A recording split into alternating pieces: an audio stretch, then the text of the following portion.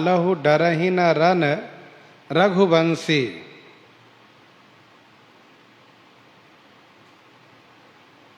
और पांचवा है बुद्धि बल, जो सबसे अधिक श्रेष्ठ बल है। ये जौ मैं राम त कुल सहित कहीं दसानन आई। जौ मैं राम त कुल सहित कहीं दसानन आई।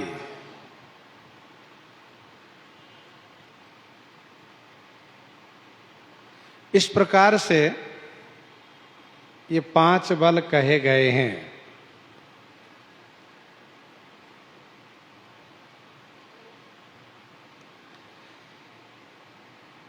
बल विवेक, बल विवेक माने ज्ञान। वह ज्ञान जिसमें सत असत का बोध हो।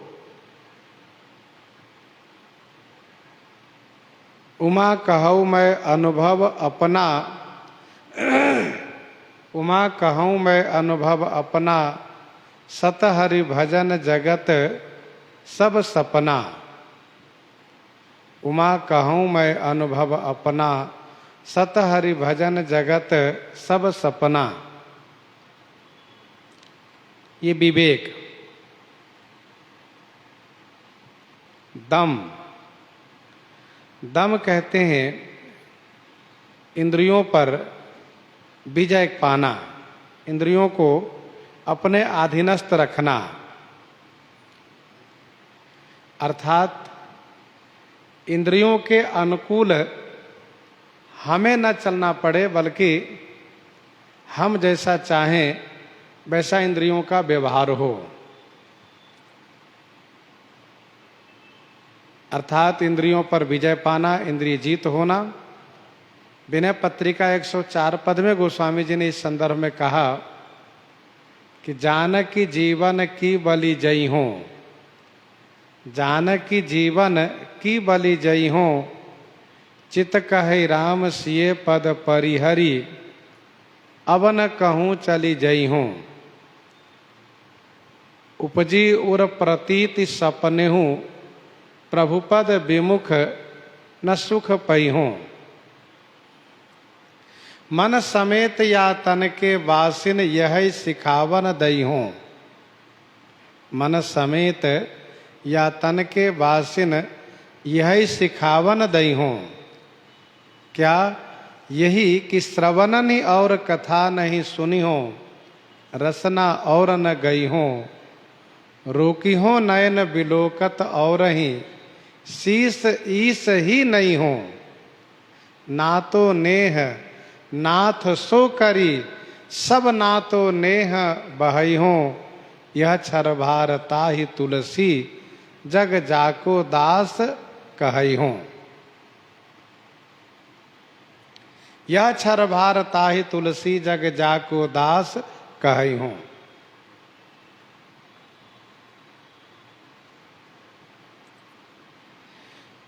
यही है दम, अर्थात इंद्रियों को जितना। उपजी उर प्रतीति सपने हूँ सुख, प्रभुपद विमुख न पइयूं।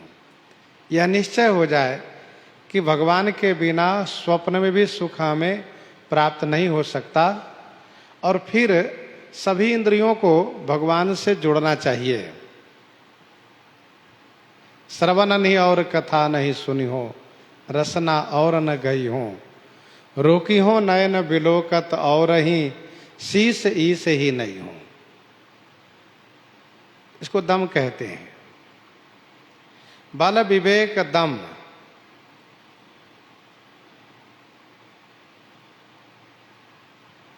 और परहित।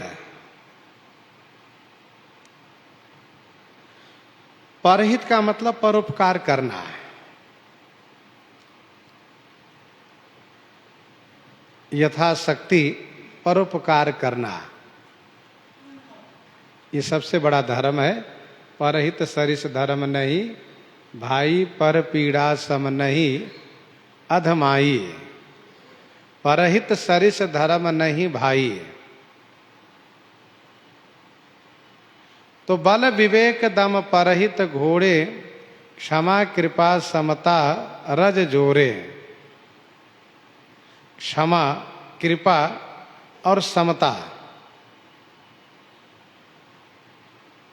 ये तीन रस्सी है। चार घोड़े हुए, तीन रस्सी है।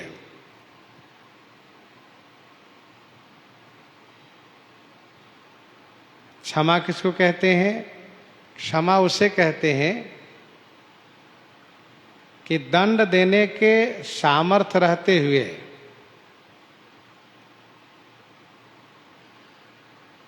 दंड देने का सामर्थ्य रहते हुए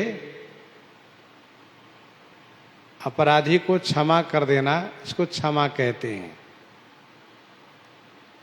जैसे भयउ न नारद मन कछु रोसा, भयउ न नारद मन कछु रोसा, कही प्रिय वचन काम परितोषा, एक क्षमा है।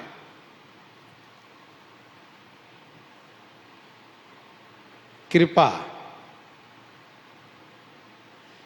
शरण में आने पर उन पर दया करना। किन्ह मोह वश द्रोह, यद्यपि तेहि कर बध उचित, प्रभु छाड़ेउ करि छोह, को कृपाल रघुवीर सम, को कृपाल रघुवीर सम।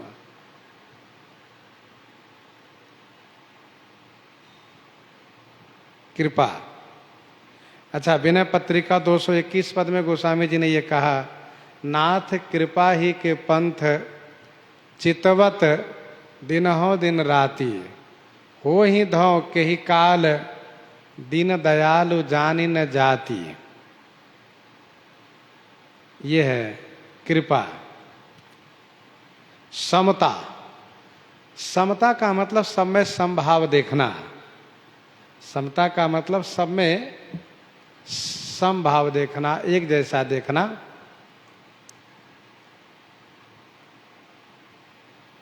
समदर्शी मुनि विगत विभेदा, समदर्शी मुनि विगत विभेदा।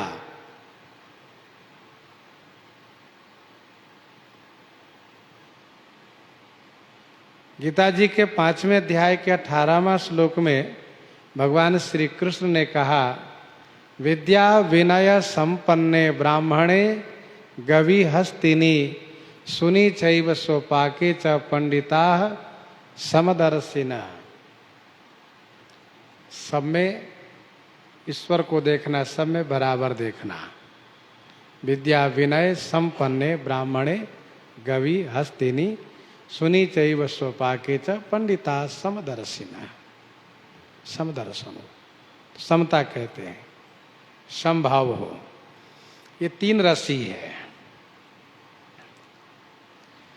प्रश्न ये उठता है कि तीन रस्सी में चार घोड़े कैसे बांधे गए?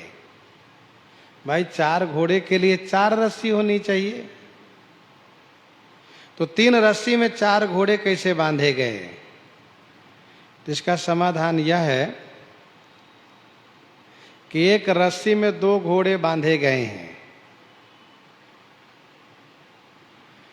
और दो रस्सी में दो घोड़े, एक में दो और दो रस्सी में दो। ये कैसे हुआ? तो इसका स्पष्टीकरण इस प्रकार से शास्त्रों में किया गया है। रथ में जो चार घोड़े होते हैं उसमें दो घोड़े आगे होते हैं, दो पीछे होते हैं। दो घोड़े आगे होते हैं, दो पीछे होते हैं। जो आगे चलते हैं उनको दो रस्सी में बांधा जाता है, क्योंकि उनको दाईं और बाईं ओर, दाहिनी बाईं ओर घुमाना रहता है। दाएं बाएं फेरे जाते हैं, मुड़काए जाते हैं। ये आगे वाले दो घोड़े होते हैं और पीछे जो दो घोड़े होते हैं ये आगे वाले का अनुसरण करते हैं। जैसे वो दोनों चलेंगे वैसे पीछे वाले चलेंगे, इसलिए पीछे वाले के लिए एक ही रस्सी पर्याप्त है।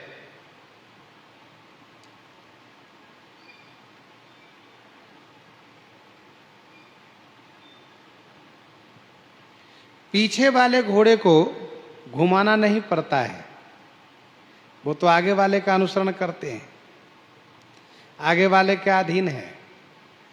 अब प्रश्न ये है कि आगे वाले घोड़े कौन से हैं और पीछे वाले घोड़े कौन से हैं। तो इसका उत्तर यह है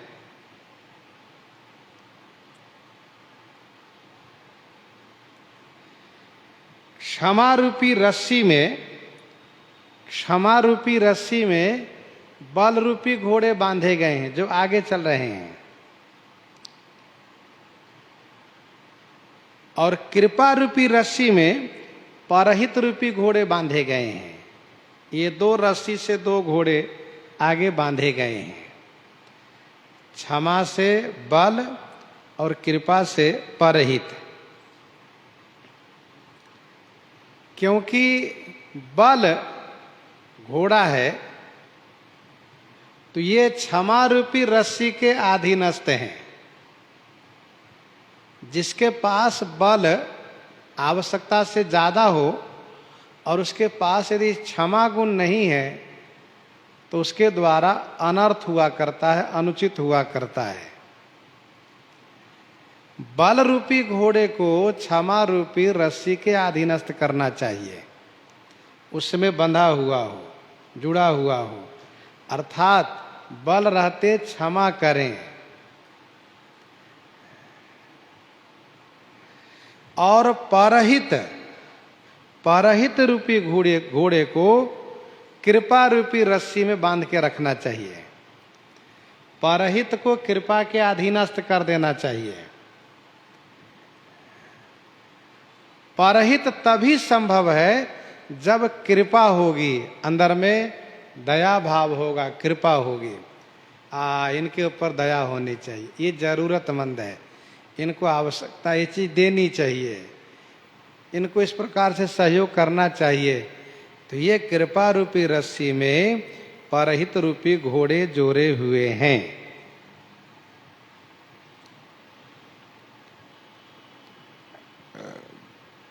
अब दो घोड़े और बचे, विवेक और दम। विवेक और दम ये दो घोड़े बचे। इन दोनों घोड़ों को समता रूपी रस्सी में जोड़ के रखना चाहिए।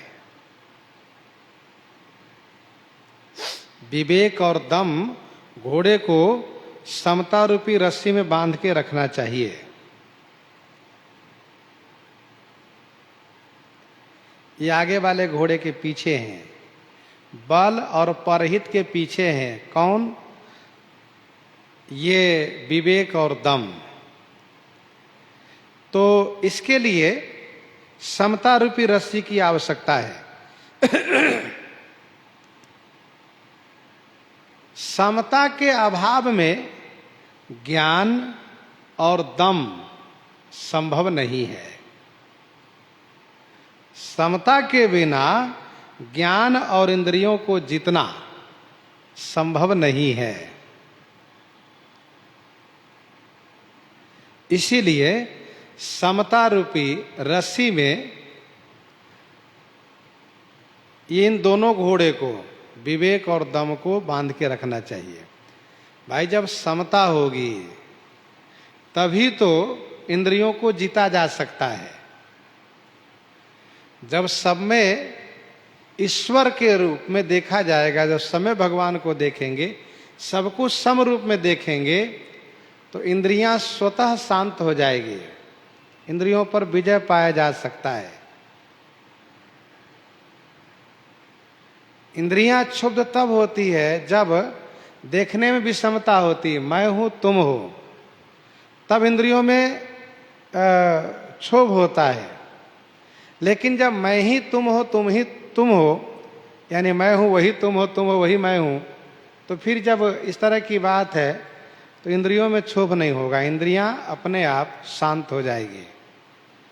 और यही ज्ञान स्थायी होगा, ज्ञान स्थिर रहेगा। तो जहाँ ज्ञान स्थिर होगा, जहाँ इंद्रियां आधीनस्थ होगी, वहाँ पर फिर किसी प्रकार से कोई विकार जीव को प्रभावित नहीं करेगा। काम, क्रोध, लोभ आदि उन पर प्रभाव नहीं डालेगा।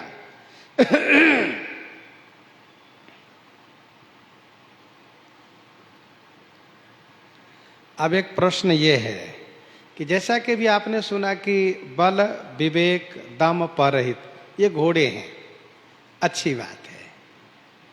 और बल, विवेक, दम, परहित, इन चारों में पौरुष है, चारों बड़े मजबूत दिखते हैं। तो क्षमा, कृपा, समता को रस्सी कहा, सो क्यों? तो इसका समाधान यह है कि रस्सी स्त्रीलिंग है, रस्सी स्त्रीलिंग है, और क्षमा, कृपा, समता ये भी स्त्रीलिंग वाचक ही है। रस्सी का काम क्या है? बांधना। रस्सी क्या करती है? बांधती है। स्त्री भी बंधन है, वो भी बांधती है। इसीलिए इन तीनों को स्त्रीलिंग वाचक कहा। क्षमा, कृपा, समता, रज जोरे।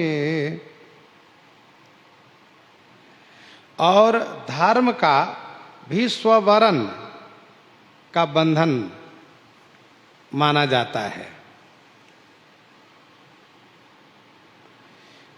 ईश भजन सारथी सुजाना, ईश भजन सारथी सुजाना, विरति चर्म संतोष कृपाना, विरति चर्म संतोष कृपाना, ईश भजन सारथी सुजाना। ईश भजन सारथी सुजाना, विरति चर्म संतोष कृपाना। ईश भजन सारथी सुजाना, ईश्वर का भजन ये सुजान सारथी है। ईश्वर का भजन ही सुजान सारथी है। विरति चर्म,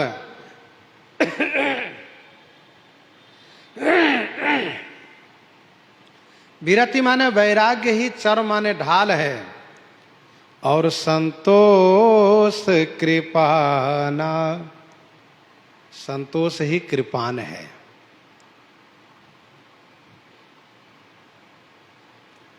ईश भजन सारथी सुजाना, विरति चर्म संतोष कृपाना।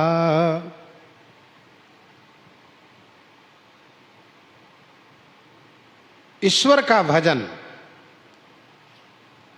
ये सुजान सारथी है। वैराग्य ढाल है और संतोष ही कृपाण है।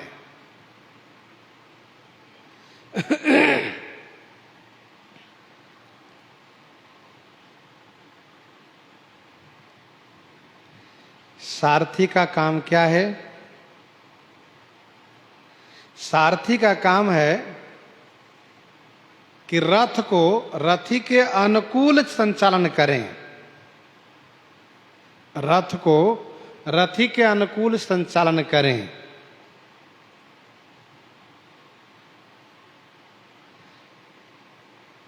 और रथी की सुरक्षा भी करें।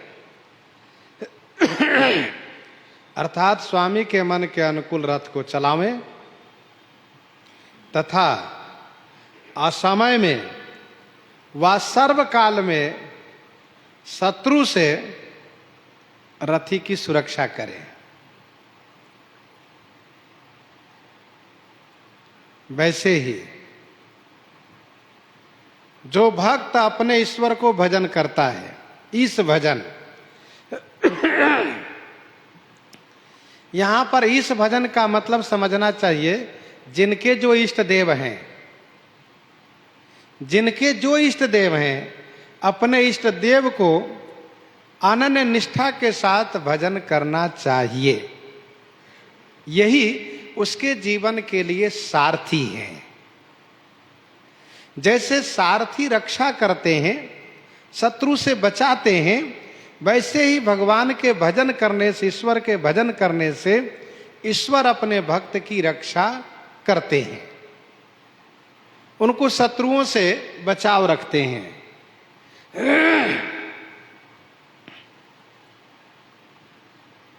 तो अपने इष्ट देव का भजन अनन्य निष्ठा से करना चाहिए। एक वाणी करुणा निधान की, सो प्रिय जाके गति न आन की। एक वाणी करुणा निधान की, सो प्रिय जाके गति न आन की।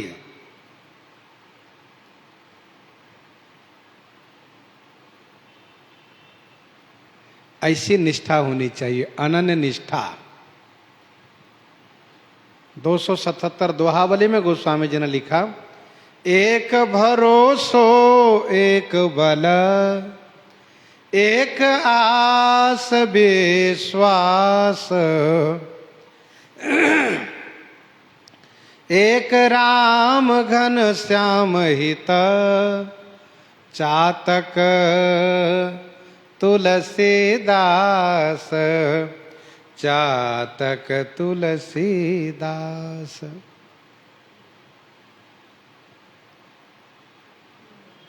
अनन्य निष्ठा से भजन करने पर भगवान उस भक्त की रक्षा करते हैं। सुनु मुनि तो ही कहूँ सहरोसा, भजहि जे मोहि तजी सकल भरोसा, करऊँ सदा तिन्ह कई रखवारी, जिमि बालक राखै महतारी, जिमि बालक राखै महतारी।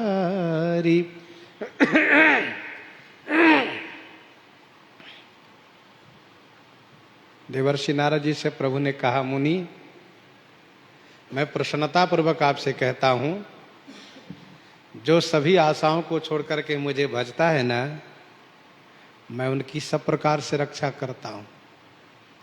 जिस प्रकार से मां अपने बच्चे की रक्षा करती है। बच्चे सर्प और अग्नि को नहीं समझते हैं कि ये अनिष्टकारी है। सर्प को देख करके पकड़ने जाता है, पकड़ लो खिलौना समझ करके।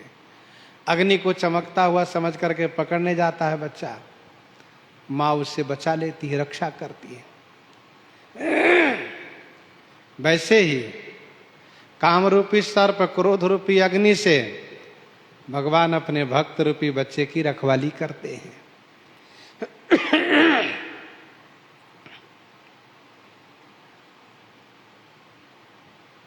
इस भजन सारथी सुजाना, ईश्वर का भजन, आहा, निष्ठा पूर्वक, नियम पूर्वक भजन करना चाहिए। भले थोड़े थोड़े करो पर नियम से भजन करो, वह भजन व्यर्थ नहीं जाएगा। भगवान अवश्य उस भजन करने वाले को ख्याल रखते हैं, ध्यान रखते हैं।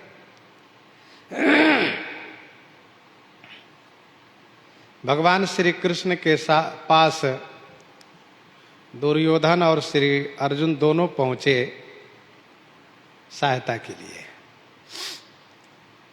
दुर्योधन पहले पहुंचा है। श्री कृष्ण भगवान लेटे हुए थे, सिर भाग में बैठ गया। अर्जुन बाद में पहुंचे, चरण भाग में बैठ गए। भगवान श्री कृष्ण उठ के बैठे और पूछा अर्जुन। दुर्योधन ने कहा हम पहले आए हैं। कहा मैंने तो पहले इनको देखा। कहा मैं पहले आया हूं। तो पहले तो आए लेकिन बैठे सिर भाग में।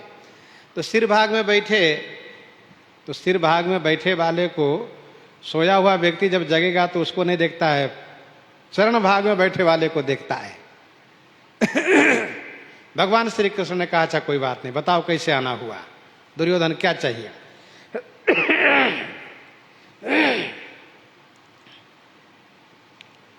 दुर्योधन ने कहा कि हम आपसे सहायता की अपेक्षा रख करके आए हैं, आपसे सहायता लेने के लिए आए हैं। अर्जुन तुम कैसे आए। कहा मैं भी आपसे सहायता के लिए आया हूं। दुर्योधन ने कहा नहीं मैं पहले आया हूं, इसलिए पहले मेरी मांग पूरी होनी चाहिए। कहा ठीक है, क्या चाहते हो। कहा मुझे आपकी सेना चाहिए। भगवान श्री कृष्ण ने कहा कि दोनों आए हो, दोनों को मैं सम्मान करता हूं। मेरे पास दो है, एक तरफ मैं हूं, एक तरफ मेरी सेना है, ये दो हैं। दुर्योधन बताओ तुम मुझे लेते हो कि सेना को लेते हो। दुर्योधन ने कहा कि मैं आपको लेकर क्या करूंगा। युद्ध में लड़ाई लड़नी पड़ती है, वहां बांसुरी बजाने से काम नहीं चलेगा।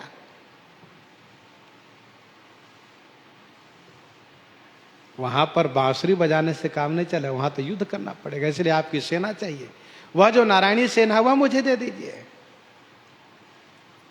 भगवान श्री कृष्ण ने अर्जुन से कहा क्यों। अब तो स्पष्ट हो गया कि सेना को उसने ले लिया तो मैं ही बचा। अर्जुन ने कहा मैं जो चाहता था वह हो गया।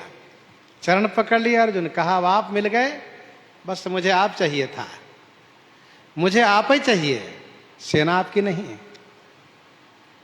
भगवान श्री कृष्ण ने कहा कि मैंने तो शस्त्र न लेने का निश्चय किया, मैं युद्ध में क्या करूंगा तुम्हारे साथ। कहा युद्ध में आपको लड़ाने के लिए नहीं ले जाऊंगा, तो मैं युद्ध में रथ की डोरी पकड़ा दूंगा। अब हराना और जिताना ये आपके हाथ में रहेगा। रथ की डोरी आपके हाथ में होगी, अब आप जैसा चाहेंगे वैसा करेंगे। भगवान श्री कृष्ण ने कहा ये ठीक है, मैं बैठा रहूंगा रथ पर, रथ के डोरी को संभालता रहूंगा। अर्जुन ने कहा ठीक है, हम धन्य हो गए। देखो ये अर्जुन की निष्ठा है, अनन्य निष्ठा है। श्री अर्जुन के जैसे जो कोई अपने आप को बहुत होशियार बुद्धिमान न समझते हुए भक्त मान करके अपने जीवन की डोरी भगवान के हाथ में सौंप देता है, भगवान उसको संसार से अवश्य विजयी बना देते हैं। भगवान कहते हैं अपने आप को मेरे हवाले करके तो देखो, समर्पित तो कर दो। यहां जब कोई चतुराई करता तब भगवान किनारे हो जाते हैं। इसलिए कहते हैं मन कर्म वचन छाड़ी चतुराई, चतुराई छोड़ो, भजत कृपा कर यहीं रघुराई। अर्जुन ने रथ की डोरी भगवान श्री कृष्ण के हाथ में थमा दिया, वैसे ही हम आप अपने जीवन रथ की डोरी को, ये हम आपका जीवन भी रथ है। बल विवेक दम पर हित घोरे, दम इंद्री घोड़े तो है, उस रथ की डोरी को भगवान के हाथ में रख दो। इस भजन सारथी, ईश्वर का भजन ये सुजान सारथी है। देखो और सारथी उतना सुजान नहीं होगा जितना सुजान भगवान सारथी है। और सारथी से चूक हो सकती है, लेकिन भगवान जब सारथी रूप में हो तो चूक उनसे नहीं होगी। इस भजन सारथी सुजाना, ईश्वर का भजन करना ही सुजान सारथी है।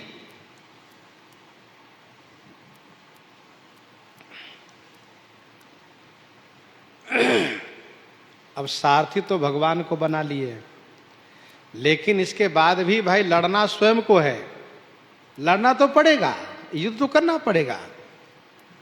तो युद्ध के लिए दो चीजें होनी चाहिए, ढाल और कृपान। विरति चर्म संतोष कृपाना। विरति माने वैराग्य ढाल हो और संतोष ही कृपान हो।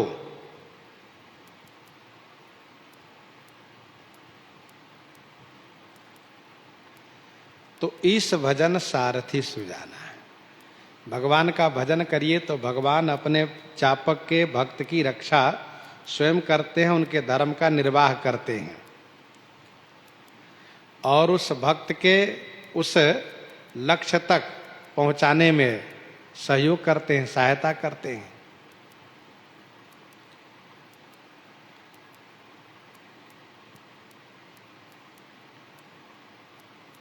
इस भजन सारथी सुजाना।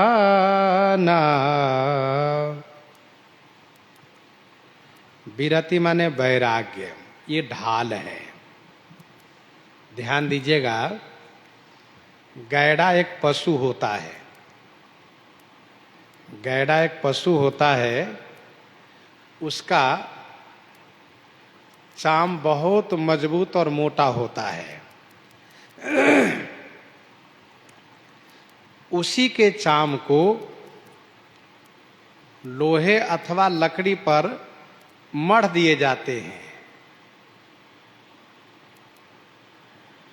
लोहे का अथवा लकड़ी का बनाया जाता है, जिसका पकड़ पीछे होता है, हाथ से बाएं हाथ से पकड़े रहते हैं वीर लोग, और ऊपर से उसी गैड़ा का चाम, उसी का खाल मढ़ा जाता है। उसकी विशेषता होती है कि अस्त्र शस्त्र को रोकता है वह, पर वह स्वयं नष्ट नहीं होता है। ऐसा लगा कि वह कट गया, लेकिन कटता नहीं है, दो भाग हुआ फिर जुड़ जाता है, एक हो जाता है। तो ये ढाल होता है, उसी को ढाल कहते हैं।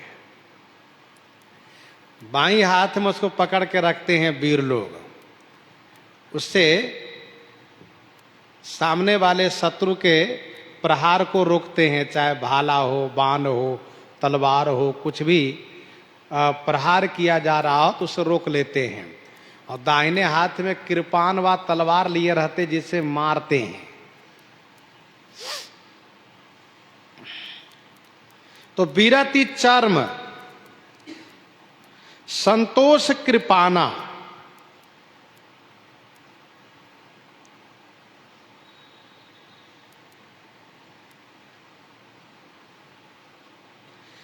अब वैराग के बारे में थोड़ा समझ लीजिए। वैराग्य एक सामान्य वैराग होता है, दूसरा विशेष वैराग्य होता है।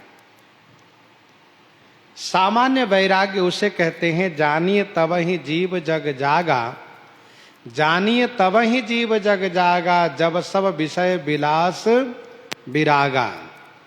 जानिए तब ही जीव जग जागा, जब सब विषय विलास विरागा। और विशेष वैराग्य उसे कहते हैं, कहिए तात सो परम वैरागी, तृणसम सिद्धि तीन गुण त्यागी।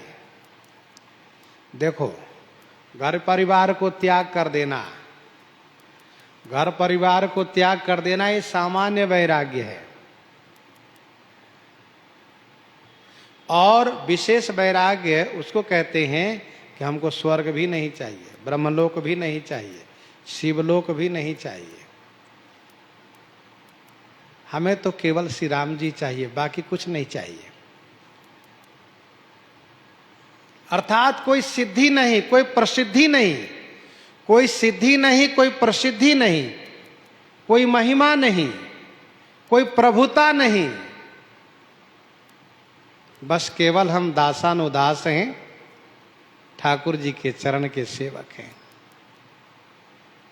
ये भाव होना, इसको कहते विशेष वैराग्य।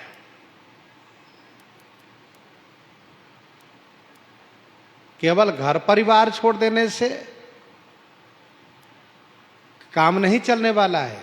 काम तब चलेगा जब कि ब्रह्मलोक पर्यंत सुख को परित्याग कर दें।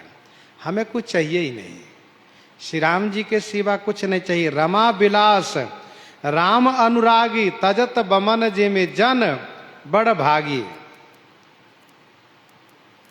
मनु जी महाराज के पास विधि हरिहर तप देखी अपारा, विधि हरिहर तप देखी अपारा, मनु समीप आए बहुबारा, मांगहु बर बहु भांति लो भाए, लेकिन परम धीर नहीं चल ही चलाए।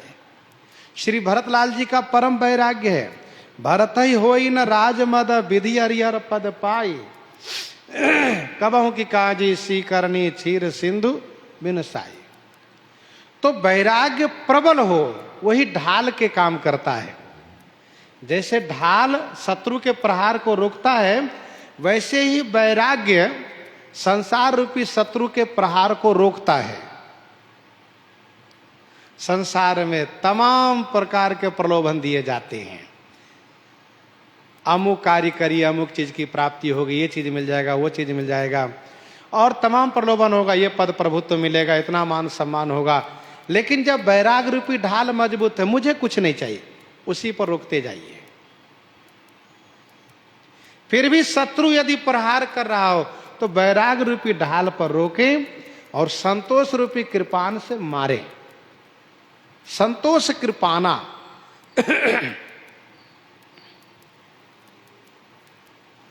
जैसे ढाल शत्रु के हथियार से रक्षा करता है, वैसे ही काम क्रोध लोभ रूपी शत्रु के, काम क्रोध लोभ रूपी शत्रु के प्रहार को वैराग रूपी ढाल बचाता है, वैराग रूपी ढाल रोकता है।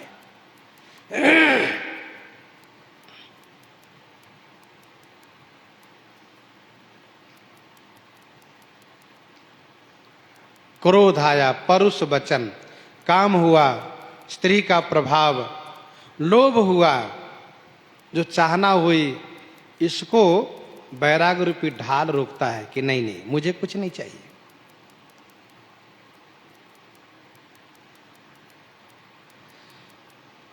विरति चर्म, जिनका वैराग जितना अधिक चटकता है, उतना ही अधिक भगवान में जो प्रेम होता है वह चमकता है। वैराग चटक होने से भगवत प्रेम का रंग चमकता है। धर्मरथ का वर्णन है, यहां पर ध्यान दीजिएगा। विरति चर्म, संतोष कृपाना, संतोष को कृपान कहा। कृपान किसे कहते हैं? ध्यान दीजिएगा, तलवार में और कृपाण में अंतर होता है। तलवार एक सामान्य शस्त्र है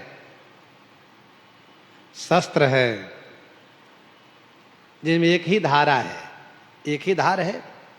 और कृपान उसे कहते हैं जिसको द्विधारा कहते हैं। कहीं कहीं उसे सैफ कहते हैं। कृपान को कहीं सैफ कहते हैं, द्विधारा कहते हैं, कच्ची व सीधी तलवार भी कहते हैं। ये प्रांतीय भाषा में इनका अलग अलग नाम लिया जाता है। प्रांतीय भाषा में अलग अलग नाम लिया जाता है। इसकी विशेषता है, कृपान की विशेषता है कि ये दाएं बाएं और सामने तीनों शत्रुओं पर प्रहार करता है। ये कृपान दाहिने बाएं और सामने तीनों तरफ के शत्रुओं से ये बचाता है, उस पर वार करता है। और एक बड़ी बात यह है, इसका नाम है कृपान। कृपान, कृपा न कृपान, मतलब और अस्त्र शस्त्र में कृपा भी हो सकती है, पर इसमें कृपा न, इसलिए इसको कहा कृपान। काढ़ कृपान, कृपा न कहूं, पितु काल कराल बिलोकी न भागे, हिरण्यकश्यप के लिए कहा गोस्वामी जी ने। यह इतना तीक्ष्ण होता है, इसकी धारा ऐसी पैनी होती है कि ये छुआ की काम तमाम किया। ऐसा नहीं कि बहुत जोर से मारना, जहां छुआ कि वहां वो गया।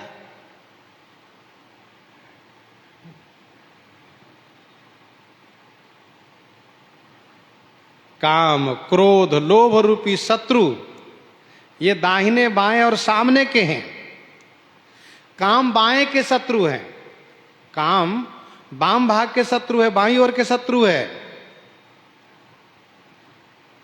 वाम भाग आसनहर दिन्हा, और स्त्री को अर्धांगिनी वामांगी भी कहा जाता है। तो वामांगी हुई तो स्त्री अर्थात काम बाईं ओर के शत्रु है, और लोभ दाहिनी ओर के शत्रु है, क्योंकि लेना देना सब दाहिने हाथ से होता है। स्त्री वाम भाग में होती है, इसलिए काम बाईं ओर के शत्रु, और लेना देना दाहिने हाथ से होता है, इसलिए लोभ दाहिने हाथ के शत्रु हैं।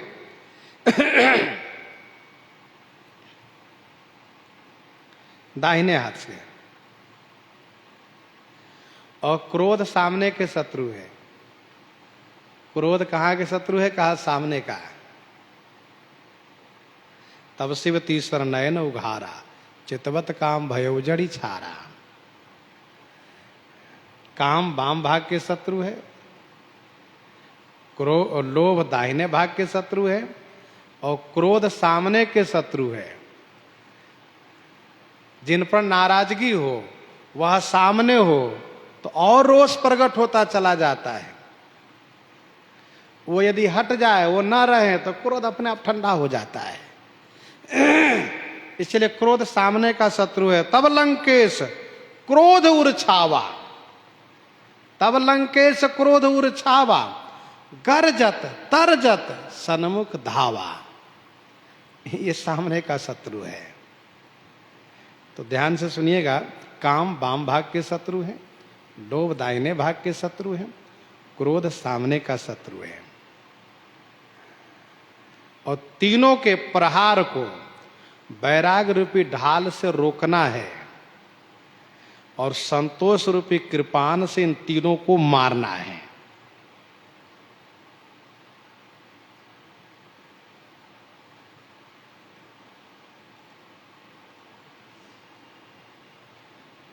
लोभ के इच्छा दंभ बल, काम के केवल नारी, क्रोध के परुष वचन बल।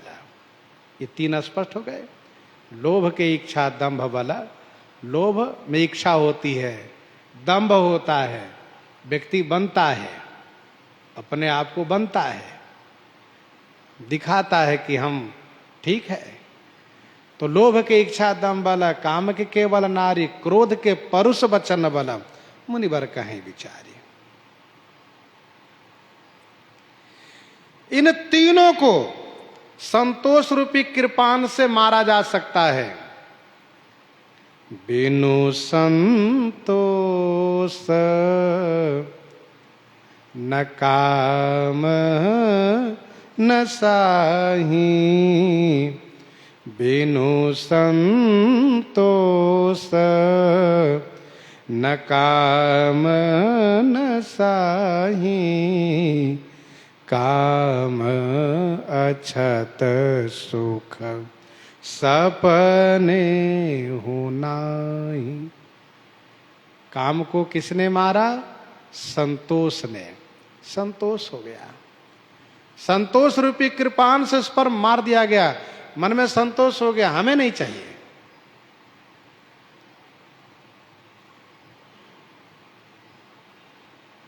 और लोभ को भी संतोष ही मारता है। जिमि लोभ ही, जिमि लोभ ही, सुख ही संतोषा। जिमि लोभ ही सुख ही संतोषा। लोभ को भी संतोष समाप्त किया, और क्रोध को भी संतोष समाप्त करता है। नहीं संतोषत पुनि कछु कहु, नहीं संतोषत पुनि कछु कहु, जनि रिस रोकी दुसह दुख सहु। जनि रिस रोकी दुसह दुख सहु। तो ध्यान दीजिएगा, संतोष की बड़ी महिमा है।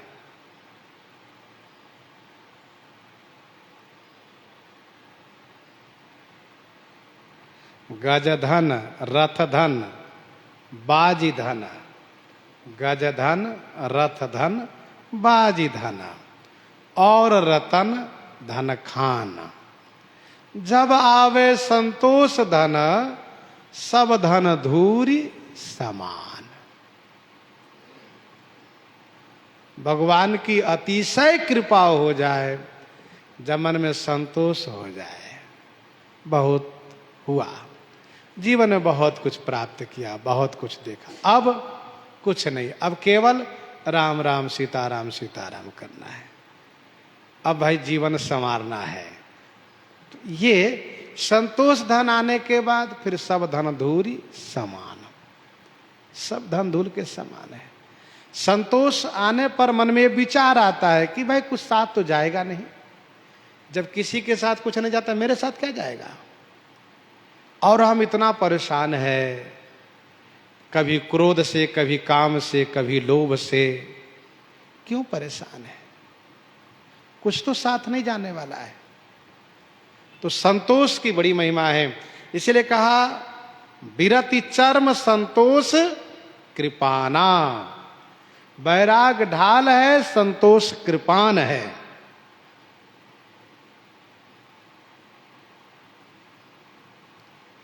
ईश भजन सारथी सुजाना, विरति चर्म संतोष कृपाना। दान परसु बुद्धि शक्ति प्रचंडा, दान परसु बुद्धि शक्ति प्रचंडा। बर विज्ञान कठिन को दंडा, बर विज्ञान कठिन को दंडा। दान परसु,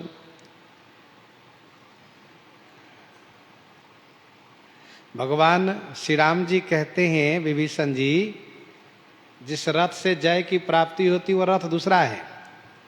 रथ के बारे में कहा प्रभु ने, फिर इसके बाद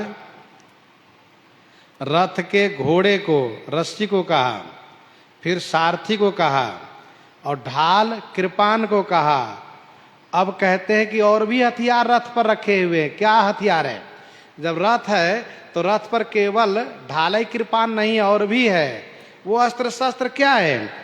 प्रभु कहते हैं दान परसु, दान फरसा है और बुद्धि ही प्रचंड शक्ति है।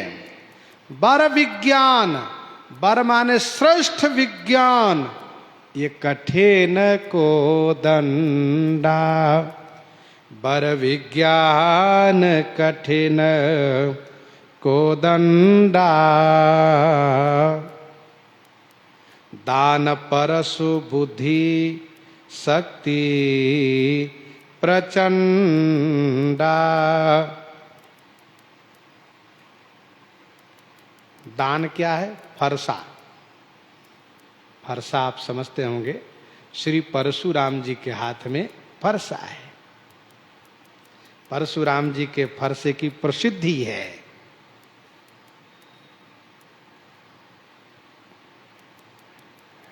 गर्भ सर्वयवनी पुरवनी सुनि कुठार गति घोर। उसको कुठार भी कहते हैं, फरसा कहते हैं, कुल्हारी भी कह देते हैं। लेकिन ध्यान दीजिएगा, कुल्हारी, टेंगारी, फरसा सब अलग अलग है।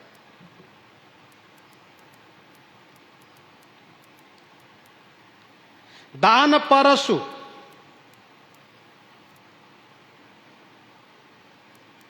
दान परसु, और इसके बाद कहा बुद्धि शक्ति प्रचंडा। बुद्धि ही प्रचंड शक्ति है। बर विज्ञान, श्रेष्ठ विज्ञान ही कठिन कोदंडा। कठिन कोदंड माने धनुष है।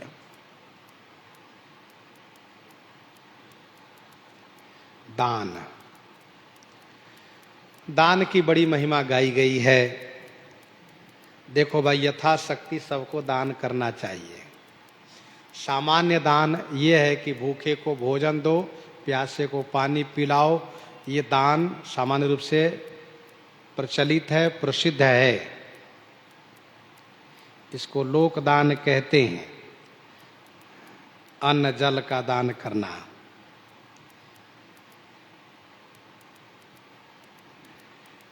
तो धर्मशास्त्र में ये कहा है कि भोजन और पानी देने में विचार नहीं करना चाहिए कि ये इसका अधिकारी है या नहीं है। ध्यान दीजिएगा, ये इसका अधिकारी है या नहीं, इसको हम क्यों दे दिए, नहीं इसको हम क्यों दे, सो नहीं।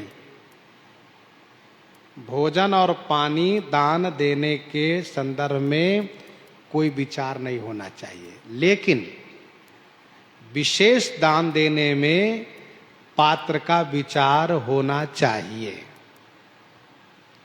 हम किसको दान दें, ये विचार होना चाहिए। जिनको दान देने से हमें अत्यधिक पुण्य प्राप्त हो, लाभ प्राप्त हो, इस पर विचार करना चाहिए। वैसे गोस्वामी श्री तुलसीदास जी महाराज ने ये कहा कि जेन केन विधि दिन है दान करई कल्याण। कलयुग में जेन केन विधि दिन है, जैसे तैसे, चाहे वो भाव से, कुभाव से, दुर्भाव से, सद्भाव से, जैसे भी हो, प्रेम से, जबरदस्ती, जैसे भी दान दें उसके लिए कल्याणकारी होगा। जेन केन विधि दिन है दान करई कल्याण।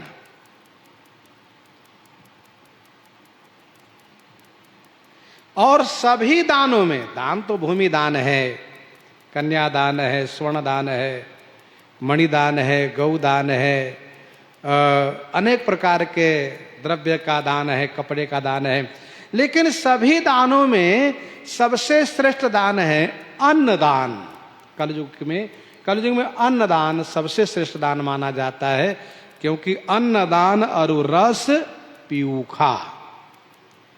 अन्नदान कोई सामान्य दान नहीं है, अन्नदान का मतलब प्राणदान है। ये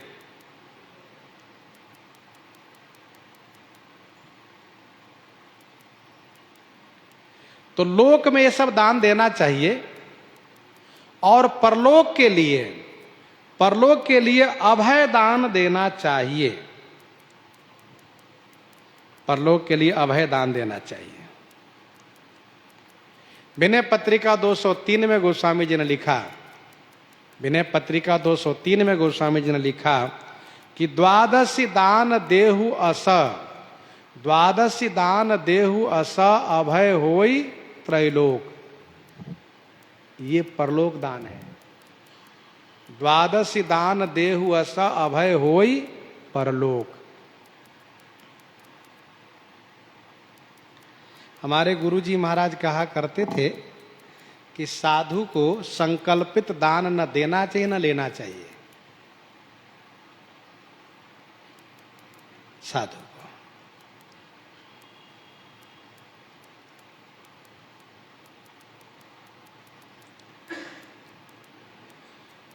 तो दान परशु, दान क्या है, फरसा है। दान देने से धर्म का रास्ता साफ हो जाता है। दान देने से धर्म का रास्ता साफ हो जाता है। दान करो तो धर्म प्राप्त होगा, पुण्य प्राप्त होगा।